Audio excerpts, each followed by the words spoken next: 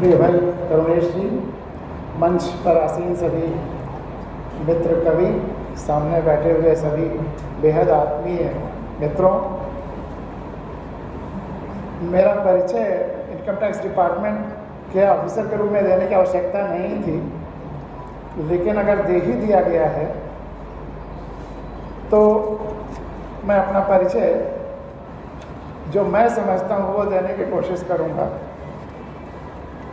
वैसे income tax department में मेरा पद प्रधान मुख्य आयकर आयुक्त रहा है, जो secretary to Government of India के लेवल का है। सर्वोच्च पद मेरा बचपन आम के पेड़ के नीचे बोरा झोरा लेकर शुरू हुआ। तख्ती लेकर स्कूल जाता था। तख्ती के अक्षर मेरी शिक्षा की किताब भी आई, क्योंकि स्कूल में बिल्डिंग नहीं थी। तो वहाँ से जीवन यात्रा शुरू हुई, जब बरसात में नंगे पाँव उस गली से गुजरना होता था जहाँ आदमी का भी मैला, जानवरों का भी मैला, और उसी से पैर में कांटे भी चुभते थे, पैर में मैला भी लगता था। वहाँ उस समय इच्छा होती थी कि काश इस कीचड़ से मुक्ति मिल जाती। अभी 2 कविताएं का जिक्र हुआ। हमारे पहले मित्र ने सुनाया कि शहर गया था, शहर से भागा, और फिर कैलाश गौतम को याद किया गया था कि गांव गया था, गांव से भागा। मैं अपनी कथा सुना रहा हूँ एक हाइकू में, 3 लाइन की हाइकू, छोटी छोटी 5-7-5 अक्षरों की, क्योंकि मैंने गांव की पीड़ा वहाँ जिया है और देखा है और उस कीचड़ से मुक्ति चाही है। और जब पूरी दुनिया के करीब करीब सारे जगहों पे घूमने के बाद जो अनुभव हुआ, वो एक छोटी सी हाइकू या हाइकू नुमा जो भी कहिए, उसमें देखिए, धरती की कीचड़ देख भागा, मैं भी भागा। धरती की कीचड़ देख भागा तो जहां पहुंचा वहां आकाश में कीचड़ था। धरती की कीचड़ देख भागा तो जहां पहुंचा वहां आकाश में कीचड़ था।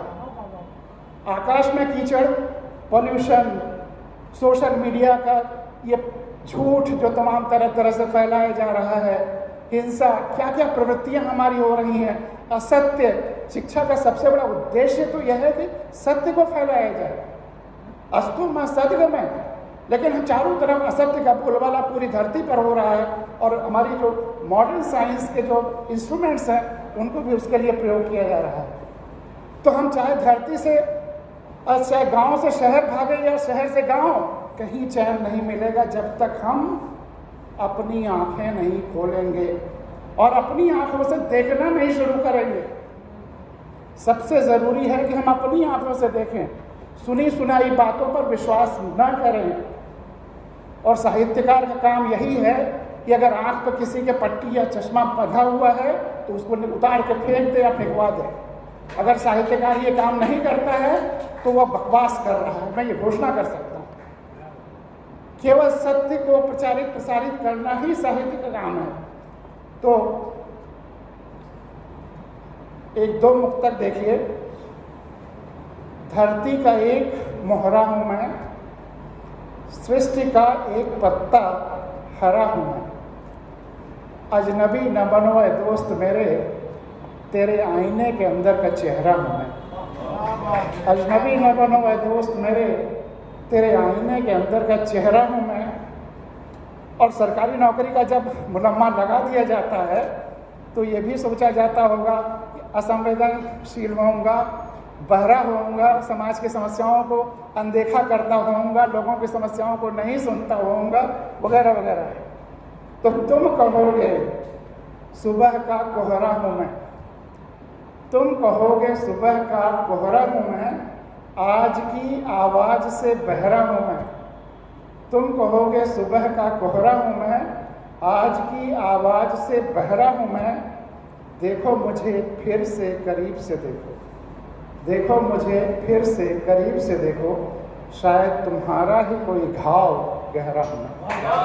देखो मुझे फिर से करीब से देखो, शायद तुम्हारा ही कोई घाव गहरा हूँ मैं। और आंखें खोल के देखने के सिलसिले में एक बहुत ज़रूरी कविता आपके लिए है, इसको आपको ले जाना है साथ में, इसलिए मैं उसे सुना रहा हूँ। कि हमें अपने आदर्श बदलने होंगे। हमने गांधारी का आदर्श मान लिया। बात कर लीजिए तब सुनाऊंगा, क्योंकि मैं हर शब्द लोगों के दिल तक जा रहा है जाने। नहीं तो कोई बात नहीं, बात कर लीजिए, हम रुक जाएंगे फिर। हमको अपने आदर्श बदलने होंगे। हमको उनका आदर्श नहीं लेना है जिन्होंने सच्चाई को और समाज को सही रास्ता नहीं दिखाया। गांधारी का चरित्र मुझे खटकता है। अगर पति अंधे थे तो गांधारी का पतिव्रत धर्म यही था कि वो अपनी आँखों से देखती, उनकी आंखें दोहरा काम करती, पति की जगह पर भी और अपनी जगह पर भी। और अगर हमने आंखों पे पट्टी बांधने को आदर्श मान लिया तो बहुत अच्छी बात है। हमारे 130 करोड़ लोग आंखों पे पट्टी बांधे रहेंगे और सुनी सुनाई बातों में देश चलता रहेगा। क्या ये उचित है? इसके लिए हमें ज़रूरी है कि हमें अपने संदर्भों को अपने ज़रूरत के हिसाब से, देश की ज़रूरत के हिसाब से बदलना होगा। और उस बात पे मैं संकेत कर दूं जहां पे मैंने कहा था कि हमें शहर की भी कीचड़ मिटानी है और शहर की भी कीचड़ मिटानी है। वह कीचड़ कैसे मिटेगा? उसका सबसे ज़रूरी ये है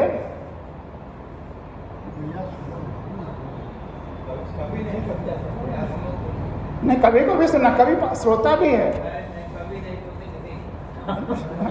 मैं सुनने को तैयार हूँ, इसीलिए मैं रुक जाता हूँ। मैं सुनने के लिए रुक जाता हूँ। तो उसका एक ही इलाज है कि पूरी दुनिया में लोकतंत्र आ जाए। अब 21वीं सदी में जब हम धरती एक हो रही है, वसुधैव कुटुंबकम विज्ञान के द्वारा हम उस दिशा में जा रहे हैं, तो लोकतंत्र आना होगा। और भारत में शहर और गांव दोनों का उत्थान हो, इसके लिए ज़रूरी है, एक ही औषधि है इसकी, और वह है शहीदों के सपनों, लोकतंत्र, आज़ादी का जो दस्तावेज है भारत का संविधान, वह जन जन तक चला जाए। आज़ादी की जो गंगा है वह जन जन तक चला जाए। मैं 8 सालों से 1800 से ज़्यादा संविधान कथाएं और लगातार तपस्या करने के बाद मैं परिवर्तन देख रहा हूँ। संविधान ही वह दस्तावेज है जो सत्ता ब्रिटिश क्वीन से हम भारत के लोगों तक आई है, जन जन तक आई है। 1947 में ट्रांसफ़र ऑफ पावर हम भारत के लोगों तक ब्रिटिश क्वीन से नहीं गया था, वो इंटरिम गवर्नमेंट के पास गया था। जनता तक सत्ता भारत के संविधान द्वारा गई है। और संविधान में पहला मूल कर्तव्य भारत के हर नागरिक को संविधान का पालन करना है और उसके आदर्शों, राष्ट्रध्वज और राष्ट्रगान का आदर करना है। पालन और आदर के लिए जानना ज़रूरी है, इसलिए हर नागरिक को संविधान जानना है। जो संविधान नहीं जानता, अपने को मालिक नहीं समझता, वो प्रजा समझता रहता है, भीड़ का हिस्सा होकर रह जाता है। हमें भीड़ को लोकतंत्र बनाना है, भीड़ तंत्र को। इसके लिए हर नागरिक को संविधान जानना ज़रूरी है। उस महायज्ञ में आइए तो इस तरह की कविताओं का हल मिल जाएगा। न शहर दुखी रहेंगे, न गांव दुखी रहेंगे। एक संतुलित विकास दोनों का चालू हो जाएगा। और मैंने अपनी आंखों से 200 से ज़्यादा गाँव में जहाँ संविधान लोगों ने गहराई से जान लिया है, वहाँ फिर वो मालिक नहीं चुनते हैं। अगर वो अपने को प्रजा मानेंगे तो मालिक चुनेंगे, लेकिन जब वो मालिक का एहसास करेंगे तो जिम्मेदार होंगे और सेवक चुनने लगेंगे हर स्तर पर। तो ये बहुत ज़रूरी है। अब मैं एक कविता आपके सामने सुनाना चाहता हूँ, आपसे पूछ करके कि आप कौन सा सुनना चाहेंगे। अगर महादेवी जी को याद करते हुए रेखा चित्र सुनना चाहें तो एक कविता में है गाँव के स्कूल जाते बच्चे, और दूसरा है गांधारी पर जो कविता है जिसकी तरफ मैं इशारा कर रहा था। मैं कौन सा सुनाऊँ, आप बता दीजिए बस। मैं अच्छा, पहले मैं गांधारी सुना देता हूँ, फिर उसको सुनाऊँगा। भैया फ़ोन ज़रा ऑफ कर लो। गांधारी, तुमने अपनी आँखों पर स्वयं पट्टियाँ बांध ली पतिव्रत धर्म निभाने के लिए। आप कह रहे थे कि पुरस्कार वाली कविता सुनाओ, लेकिन अब आज पुरस्कार का मौका नहीं। गांधारी, तुमने अपनी आँखों पर स्वयं पट्टियाँ बांध ली पतिव्रत धर्म निभाने के लिए। असली पतिव्रत धर्म तो होता कि तुम अपने पति से कहती, अब मेरी आंखें तुम्हारी भी आंखें बनेंगी, वे लगातार तुम्हारी देखभाल में, रक्षा में, सेवा में रहेंगी दुगुनी शक्ति से, पति की शक्ति और तुम्हारी शक्ति दोनों के लिए।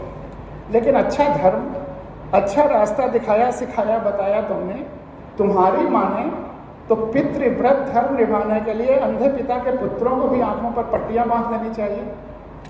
राज्य धर्म निभाने के लिए अंधे राजा के प्रजा को भी अपनी आंखों पर पट्टियां बांध देनी चाहिए कि प्रजा राजा से अधिक कैसे देखे। अच्छा चलो मान भी लें कि अति भावुकता में तुमने बांध ही ली आंखों पर पट्टियां कि तुम अपने पति से अधिक कैसे देखती, पति के अहंकार को, श्रेष्ठता के एहसास को चोट नहीं पहुंचाना चाहती थी। लेकिन फिर यह झूठा भ्रम और प्रचार, इसी मिथ्या भ्रम और प्रचार ने हॉन्ट किया, कविता लिखने को विवश किया कि पट्टी बांधे बांधे तुम्हारी आंखों में इतनी शक्ति आ गई है कि तुम जिसे भी देखोगे वह फौलाद का हो जाएगा। इस झूठे भ्रम और प्रचार को क्या कहेंगे? कोई कुछ भी कहता, जमाना कुछ भी कहता, एक माँ होकर भी तुम्हें यह कैसे विश्वास हो गया कि तुम्हारी आंखों में उस माँ की विह्वल आंखों से अधिक शक्ति आ गई, जो लगातार अपने बच्चे के प्रति अपने कर्तव्यों का पालन करती रहती है, देखभाल करती रहती है और निरंतर अपने बच्चे को स्नेहिल भोली आंखों से देखती भी रहती है, दुलारती रहती है। तुम्हारा इस दुष्प्रचार में विश्वास कि कर्तव्य पालन की तुलना में कर्तव्य न करने से, आंख में पट्टी बांध देने से आंख में इतनी शक्ति आ गई है, यह भविष्य में कितना घातक हुआ है यह तुम सोच भी नहीं सकते। तुम्हारी देखा देखी आज भी अनगिनत लोग अपनी अपनी आंखों पर तरह तरह की पट्टियां बांधे बैठे हैं। अंधविश्वासों की पट्टी, नाम और विशेषणों की पट्टी, आग्रहों, दुराग्रहों, पूर्वाग्रहों की पट्टी, समूह, भीड़, समुदाय की पट्टी, लोभ, लाभ और करुणेश की जो लेटेस्ट पट्टी है विज्ञापनों की, सुबह से शाम तक देखते रहिए और रात में विश्वास करके सो जाइए। इस भ्रम में ये फर्ज और धर्म भी निभ रहा है और लगातार शक्ति भी अर्जित होती जा रही है। वह तो भला हो कृष्ण का कि उन्होंने तुम्हारे भ्रम की लाज रख ली, अन्यथा यदि वे दुर्योधन को लंगोट न पहनाते और तुम देखती अपने पुत्र दुर्योधन का संपूर्ण निर्वस्त्र शरीर, और फिर भी उनका शरीर युद्ध में वैसे ही विखंडित हो जाता है जो कि होना ही था, क्योंकि कोई अमर होकर नहीं आया है, तो फिर तुम्हारी पट्टी कथा को कब का विराम लग गया होता। तो फिर तुम्हारी पट्टी कथा को कब का विराम लग गया होता। रही बात पतिव्रत धर्म निभाने की, तो आंखों पर पट्टियां बांधकर तुमने आजीवन पतिव्रत धर्म निभाया, बहुत पुण्य कमाया, लेकिन क्या मिला तुम्हें? इतने पुण्य का क्या प्रताप प्रभाव रहा? तुम, तुम्हारा परिवार, पति, पुत्र, परिजन, क्या कोई सुखी हुए? फिर ऐसे व्रत, ऐसे पुण्य कमाने का फायदा? आखिरी लाइनें हैं। आंखों पर पट्टियां बांधने से शायद पतिव्रत धर्म तो निभ ही गया हो, लेकिन क्या इससे पुत्रों प्रपौत्रों के पालन पोषण में, पुत्र धर्म निभाने में बाधा नहीं आई? राजधर्म निभाने में बाधा नहीं आई? प्रकृति धर्म, महादेवी और जब उस समय व्याख्यान चल रहे तो प्रकृति धर्म सबसे महत्वपूर्ण माना जा रहा था, तो प्रकृति धर्म निभाने में बाधा नहीं आई। अब सवाल यह है कि क्या पुत्र धर्म और राजधर्म, प्रकृति धर्म पतिव्रत धर्म का हिस्सा नहीं है? क्या पुत्र धर्म, राजधर्म और प्रकृति धर्म ये पतिव्रत धर्म का हिस्सा नहीं है? क्या धर्म को टुकड़ों टुकड़ों में बांटा जा सकता है?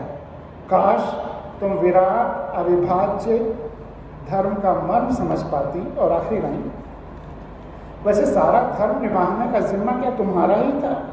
क्या धृतराष्ट्र का कोई धर्म नहीं था? धृतराष्ट्र को भी तो पत्नी व्रत धर्म निभाने के लिए, पुत्र धर्म, राजधर्म, प्रकृति धर्म निभाने के लिए आदेश देना चाहिए था तुम्हें कि तुम अपने आंखों की पट्टियां खोल दो, कि तुम अपने आंखों की पट्टियां खोल दो। और संविधान वो किताब है, अगर आप गहराई से पढ़ डालें शुरू से आखिर तक अपनी आंखों से, अपने दिमाग से, तो आपके आंखों की सारी पट्टियां खुल जाती हैं। तो इसलिए, और आंखों की पट्टियां अगर हम जो हमारा वैदिक मंत्र है तमसो माँ ज्योतिर्गमय, अंधेरे से प्रकाश की तरफ अगर आना हमारा जीवन का उद्देश्य या शिक्षा का उद्देश्य या साहित्य का उद्देश्य है, तो अगर हम आँख पे पट्टी बांध करके अंधेरे से प्रकाश में भी आ गए तो क्या यह यात्रा हुई? तो यहाँ पर यह कविता तो विराम लेती है। अगर आप चाहेंगे तो वो गांव के स्कूल जाते कविता सुनाऊंगा, नहीं तो जैसा आप कहें।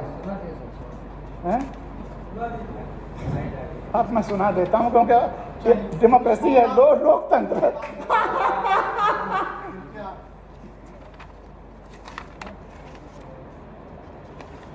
जल्दी पढ़वा दे, जल्दी कैसे पढ़वा दे?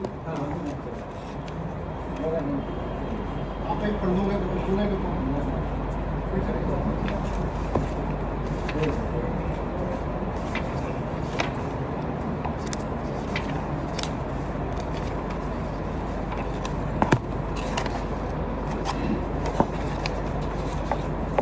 गांव के स्कूल जाते बच्चे, रेखा चित्र है। आप शायद अपने बचपन के दिनों में पहुंच जाएंगे या इन बच्चों को याद करेंगे। कहीं झुंड में, कहीं अकेले, कहीं साइकिल पर, कहीं पैदल, कहीं बतियाते, कहीं खिसियाते, कहीं लड़ते झगड़ते स्कूल जाते बच्चे। कहीं तक अब मैं आपको टोकूंगा नहीं, अगर आप बात भी करेंगे तो मैं जल्दी जल्दी ख़त्म कर दूंगा। आपको स्वतंत्रता देता हूं कि चाहे कविता सुने या ना सुने, लेकिन मैं जल्दी जल्दी ख़त्म कर दूंगा। कहीं तख्ती या बस्ता हाथ में, कहीं कंधे पर, कहीं झुलाते, कहीं नचाते, कहीं बस्ते, और बस्ते भी क्या क्या, कहीं कपड़े के झोले, कहीं पॉलीथीन। जोर से नहीं, धीरे बात करिए ताकि मुझ तक आवाज़ ना आए। कहीं पॉलीथीन बैग, कहीं बोरे के टुकड़े, कहीं सब्जी लाने ले जाने वाली प्लास्टिक की टोकरी, कहीं हाथ में केवल कॉपियाँ और कहीं फाइलें, और कहीं बापू के ऑफिस का बड़ा रजिस्टर, कहीं लड़कियों का झुंड बतियाता खिलखिलाता। रेखा चित्र है और उसके बाद इसका संदेश पर आइएगा। बिल्कुल महादेवी जी की याद आपके मन में और ताज़ा हो जाएगी। कहीं लड़कियों का झुंड बतियाता खिलखिलाता शर्माता फुसफुसाता, कहीं लड़के लड़कियों का मिला जुला गोल, कहीं दौड़ते भागते, कहीं घूमते घामते, कहीं धीरे धीरे जाते, कहीं ऐसे तनकर जैसे बाराती हों, कहीं ऐसे सहमे जैसे घराती हों। कोई बच्चा रास्ते में रुक कर खेल रहा है गोली गुल्ली डंडा, कहीं पेड़ पर चढ़कर खेल रहे हैं रच्छी डांडी। कोई बच्चा दौड़ रहा है आगे हाथ में लेकर फिरंगी, जो उसी ने आम के पत्ते का बनाया है। ऐसा लगता है जैसे कुछ बच्चों ने स्वयं ही बना लिया है अपना टाइम टेबल और उसमें पहला घंटा रखा है खेल कूद का। कुछ छोड़ते हुए आगे बढ़ते हैं। फोन जरा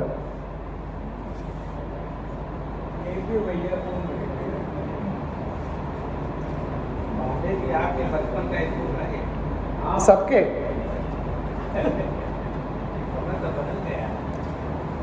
इन स्कूल जाते, अब यहाँ से विचार शुरू होते हैं। इन स्कूल जाते बच्चों में से किसी की आंखों में सपने, किसी की नींद और किसी को यह चिंता कि मेरे स्कूल जाने से धान कैसे रोपा जाएगा, छुटकी बहन को कौन खिलाएगा, गैया को चारा कौन देगा, बैलों को दाना पानी कौन देगा। किसी को इस बात की फिक्र कि कल की बारिश में उसके घर का छप्पर चूता रहा रात भर और आज हल्की सी धूप दिख रही है। अच्छा होता वो घर ही रह जाता और मदद करता माई को कपड़े लत्ते अनाज सुखाने में, और साथ ही सुखा लेता जरा ठीक से अपनी किताब कॉपियों को, और साथ ही जरा ठीक से सुखा लेता अपनी किताब कॉपियों को भी। कोई सोचता जब जगह ही नहीं है इस बरसात में मेरे घर में सोने उठने बैठने का, खाना पकाने का, फिर पढ़ने की, किताब कॉपियाँ रखने की जगह कहाँ से हो। क्या ऐसा नहीं हो सकता कि सारी किताब कॉपियाँ रखी रहें स्कूल की छत के नीचे, ताकि बरसात में भीगे तो नहीं, शैतान छोटा भाई फाड़े तो नहीं, दवात की स्याही तो न ढरकाए, मेरी नरकट की कलम तो न तोड़े, उससे खिलवाड़ तो न करे। वैसे भी किताब कॉपियों को घर लाकर मैं कौन सा होमवर्क कर पाता हूँ, फुर्सत ही कहाँ रहती है मुझे।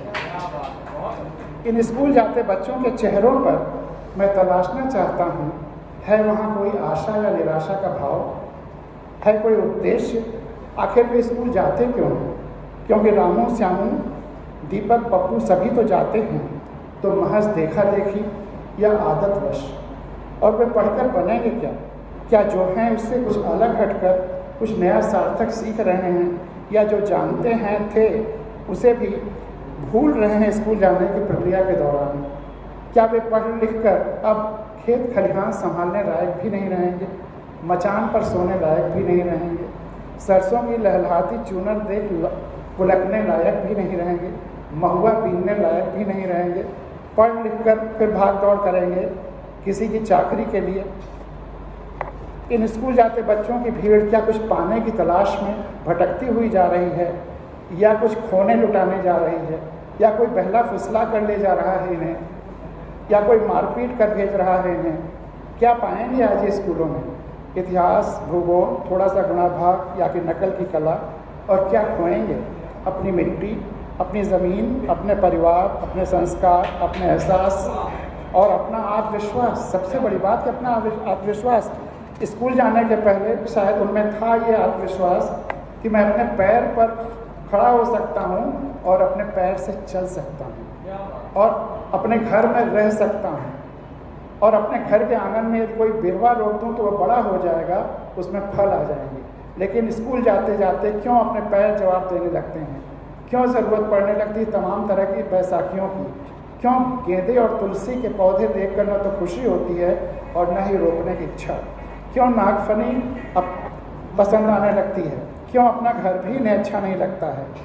क्या ये स्कूल जाते बच्चे व्यक्ति बनने की जगह पर लाठी बन जाते? क्यों ये व्यक्ति स्कूल जाते बच्चे व्यक्ति बनने की जगह पर लाठी बन जाते हैं, जिनका आवश्यकता पड़ने पर कोई भी फांस लेता है? राजनेता भी, स्कूल प्रबंधक भी, अध्यापक भी सब छोड़ते हुए आगे बढ़ जाते हैं।